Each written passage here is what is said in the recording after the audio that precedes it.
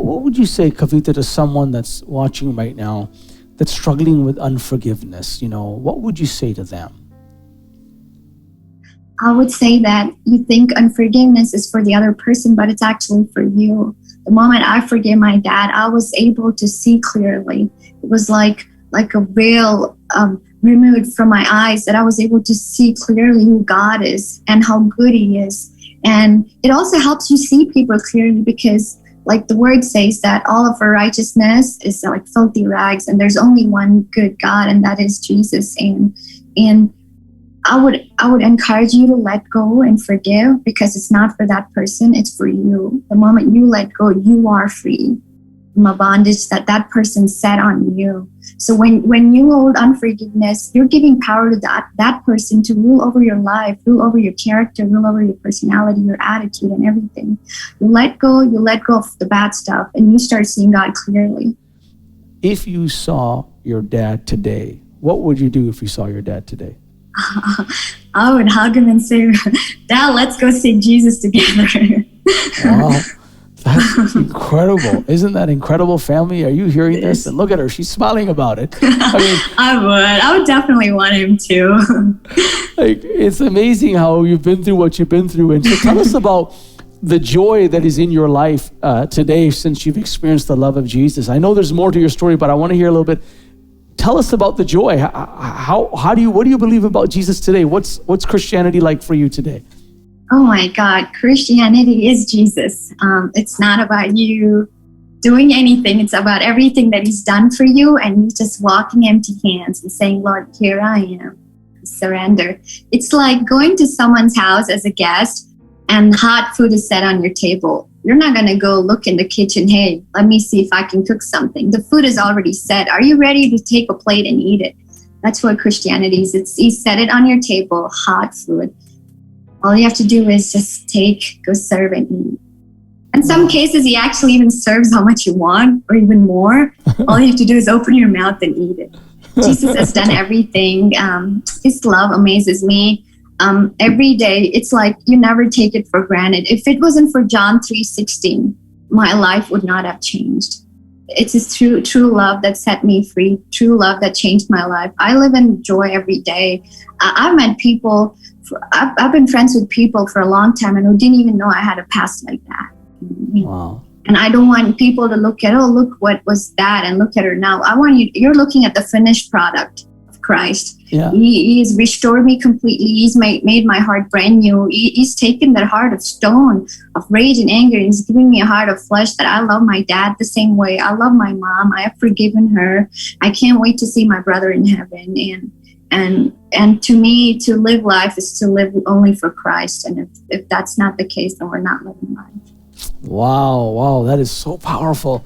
While you're sharing that with us, and it's so powerful. Just seeing it, like you're a living testimony to who Jesus is. Right here, you are. It's the joy of the Lord that's been my strength for everything. I remember one promise that always stuck with me when I was little and still angry in something. I didn't understand how to let go, how to forgive, because I know God had the time for me, to bring me to a revelation. But there's this one promise that always stuck to me. It's Psalm chapter 50, verse 15. Call upon me in the day of trouble. I will deliver you and you will glorify me. That's a promise. And I held on to that. It's a promise. It's like, if you go tell your mom, I'm having trouble at school from some of my classmates, your mom's like, I will come and I will take care of that. I mean, doesn't that give you like a strength? Just this, I know my mom's got my back. And that always gave me strength. That always helped me rely on God, that promise that he will deliver me no matter what. And then there's going to be that I will just thank him, just glorify him for that deliverance. Wow. Call on me in the time of trouble. I will deliver you and you will glorify me. Come on, isn't that awesome? Mm-hmm. I love that. And it's a reality to you. It's what you've lived and experienced in your life, I want to go back for a moment. Something exciting as well. I think it was something like 2016 or something. And you said, you made this powerful statement about Jesus. Can you please share that? That was so powerful when you said that. Tell us what happened in 2016 when you made this further, your revelation is progressive in the kingdom. So something happened to you then. What was the decision you made? So in 2016, when I got delivered, and a lot happened in between, but also I visited India, and then I came back to Belize in 2014. And I remember going back to church and seeking God and telling him I was done. I couldn't do any of this on my own. And I just can't do it. I don't understand. And I'm constantly failing, and I'm not ready to fail anymore. And in 2015 and 2016, I remember just taking this step in my life from left to right, going from no to everything that's not of God and completely saying yes to Jesus. Like I had to set aside everything that was not of Christ. And it's like just, stripping myself off, taking off that the clothes that was on me was old and raggedy and all of that, and just walking, taking the right step and saying yes to God completely. And life has been better since then. I've known the Lord. I've grown a lot since then. I've understood the word. I have more revelation. And well, it's like that. You see, it's the grace of God comes and starts to woo us. So when I look at your story at 15, the grace of God comes, and first of all, Jesus heals you. And then you're struggling through your whole situation in darkness, and Jesus is always reaching out to you, and his grace is reaching out to you, and he's bringing you in because he loves you. And so in this process, then you get touched in 2012 when the Holy Spirit comes on you and get delivered literally, and you get free of the darkness. You said it left your body. And then you begin to progress in revelation and walk in relationship. Now you forgive your dad. And the moment you had another moment of forgiveness, that broke you through into clarity and wholeness. The joy began to come, right? I mean, that's how it is for all of us that are part of the family listening to this. Isn't our relationship is progressive, regardless of where we begin. It's always progressive. And so then, Kavitha, here you are, after forgiving your dad. Obviously you're growing, you're learning about the things of God, you're in church, like all of us, we're learning along the way. But then another level of response comes from your heart, and you say, my commitment level to Jesus can go up. That's also grace. Grace comes in because grace produces fruit in us, produces character in us. It's like you said, when we eat that meal, it's like all we got to do is feed on the grace and the reality of Jesus and who he is. And the more we feed on Jesus, the more we are changed. And part of your change and growth and transformation is the fruit of you saying, hey, I want to commit and walk with Jesus at a deeper level. And I love the statement you made. You said, I said yes to Jesus and no to everything else. That's Amen. Not Jesus, I did right? That. It was like a prophetic step I had to literally take from left, and I switched to right. And saying yes to Jesus, it was not like I'm doing him a favor. He was waiting for me. And the moment I said yes to him, Pastor, I can tell you, I had not shared my testimony for many years because of the shame that came with it. Right. Because of what my mom did, because of what my dad did. And I've had friends for years that had never shared the story because I was ashamed. In India, I always was looked down upon for whatever my parents did. I was labeled according to their lifestyle and not that I had a life. So I was in shame. And so when I said yes to Jesus and I understand his love for me, I was able to come out of that shame. I was able to forgive my dad. And also, I received healing. Not that I had to be perfect to receive my healing. I only had to know the healer. I had to believe, have faith, and just receive it like it was mine. And it happened. And by saying yes to him today, I have a better life.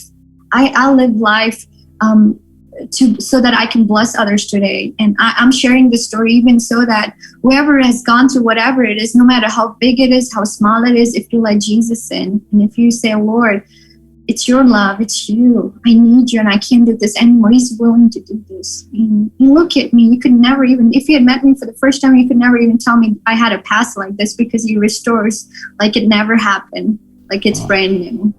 And that's what happened to me. By saying yes to him, my life has changed for the good, for the better, for his kingdom. I love the way she said you can just dine with him at the table. Psalm 23 says, verse 5, that, he prepares a table before you in the presence of your enemies. Your enemies could be shame.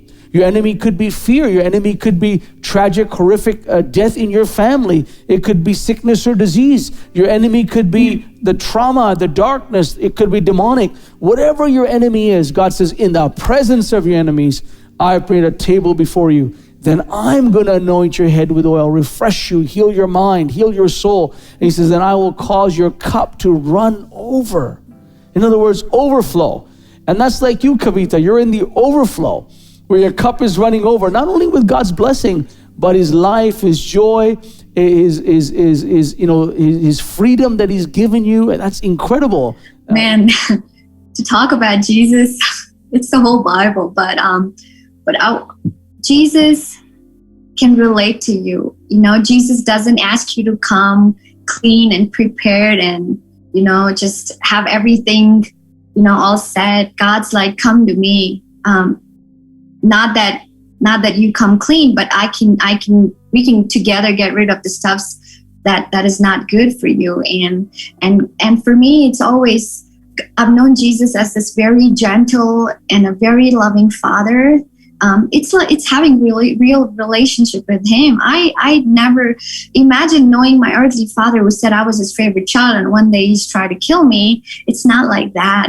And Jesus is not like any earthly father. He's just a different father. He's a father that will die for you because he loves you. And Jesus is willing to reach you where you are. And because Jesus walked on this earth like a 100% man, he's able to understand you and me. Whatever we go through, the emotions and the stuff that is bothering us, he's able to understand. And today you might think that, knowing Jesus is religion. Like, I don't have to do that. I have to do this. I have to dress like that. I have to dress like this. It's not about that. Knowing Jesus is just saying yes to him and building a relationship with him like a friend, like a father. Like a father. And that's what he says. He calls us his children, and he wants to have a relationship with us. And I love street evangelism, and I've always done this. And I would tell them, hey, we do so many stuffs to bring us temporary peace and temporary relief, but Jesus is somebody that you can rely on, and his peace is forever. His peace surpasses all understanding. His peace, you can't even comprehend that, and that's who he is. He's willing to give us so much more than we ask, and all he wants is to just go to him, and he's waiting for us. And Jesus is an amazing Father that loves us, that forgives us, that cares for us, that wants us to live a better life. And, I could have chosen to live a life of trauma, anger, and unforgiveness, but that's not his will for him. His love has given me the grace to accept the will he has for me so I can walk in that. It's not about what I can do. It's about all that he's done, and just saying, Lord, I can't do it, but can you help me, please? Can you help me make change in this life? And even